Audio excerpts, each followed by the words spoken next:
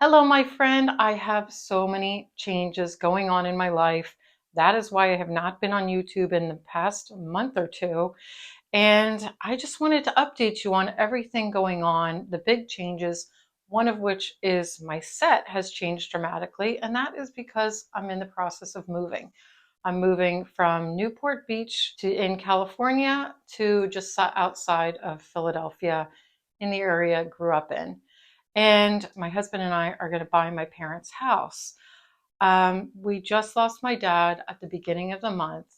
And back in the very beginning of February, my dad wasn't feeling well. He was supposed to go out to lunch with a friend, and he wasn't up and getting ready. And he loves going out to eat. So there's nothing really that will stop him from going out to eat. So my brother came over to the house to see what was going on, found out my dad was kind of yellow and jaundiced, and they rushed him to the hospital.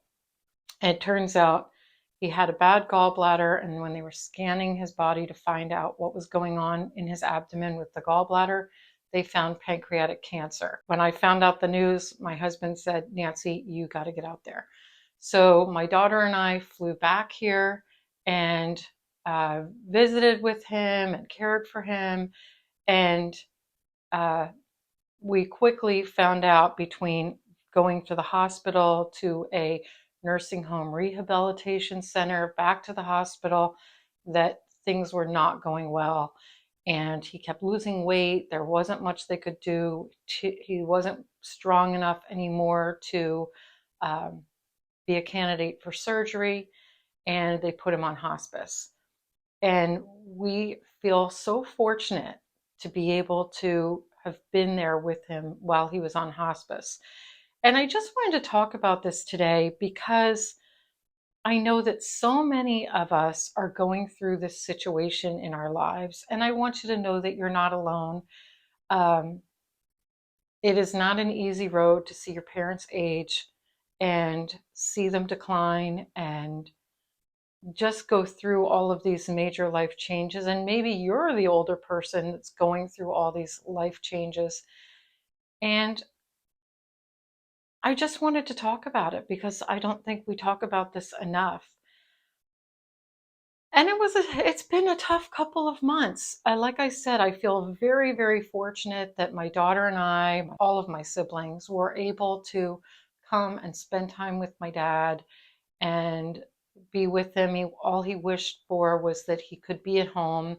Um, my mom passed away 7 years ago under similar circumstances, and she was at home, and we wanted to provide the same comfort and setting for him that my mom had.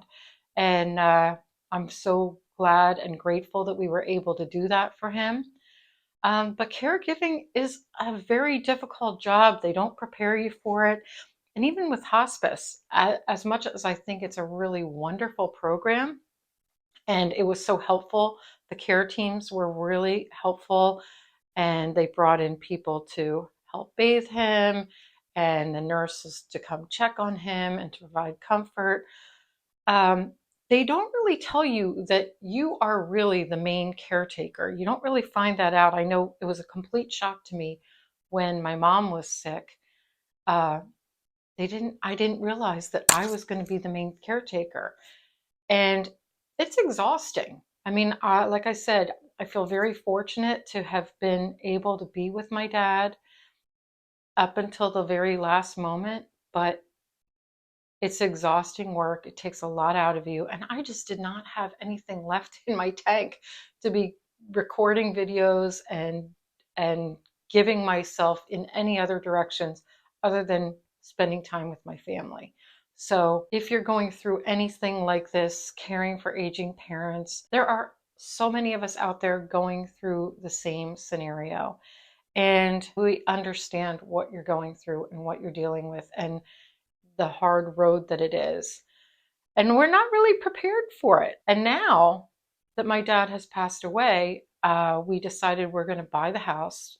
My whole family, my siblings, my nieces and nephews, we all have so many warm memories of this home. We've had a lot of great times here.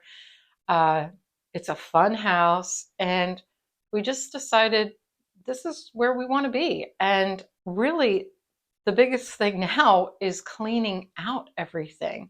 And after my mom passed away, my dad was not really in any position to clean out her belongings. And even if we tried to clean something out, he didn't want anything cleaned out. He just wanted everything as is.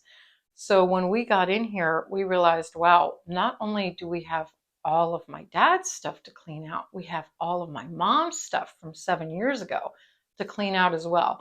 So I have been cleaning and donating and giving gifts to so many people to just make way for my family to have their own space in here and make our own memories while keeping things that really provide a lot of meaning to us. And I've taken over this room that you will start to see me in all my videos as my studio. And it's actually a wardrobe room. And funny enough, it has an elevator in it. It's a full-size elevator that's right over here. I'm going to show you in a clip this elevator. It's very old. It works great. We used to play all over it when we were kids, and it takes up a lot of space. So there's not much room to do anything else. But for me, it makes a perfect studio to come here, talk to you, show you all of my clothes and what's going on, and give you all the fashion tips that I love to give. So this room was my youngest sister's room when she was very little. So it had little crayon scribbles on the wall. It was a wallpaper with little kind of like primary colored crayon scribbles on the wallpaper. And then over on this wall was the same colors in little tulips. So I've covered this up. I put on my favorite color. I absolutely love the color green. I wanted something light and refreshing, and it really just felt like me. I got a new stand for showing you fashion tips and clothing and my capsule wardrobes and what's going on with that.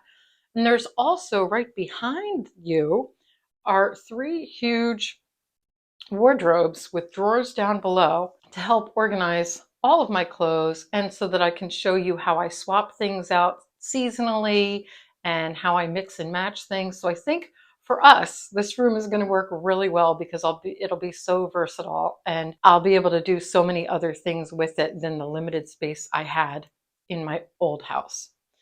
And there's actually a cove over here that was a closet, but back when this home was built over 100 years ago, they didn't have big closets and they didn't have deep closets. They just had like a little door, and there were hooks along the back of the wall so that you would hang up your clothes on the hooks. This so the closet is only about this deep. It's not deep enough to actually be functionable.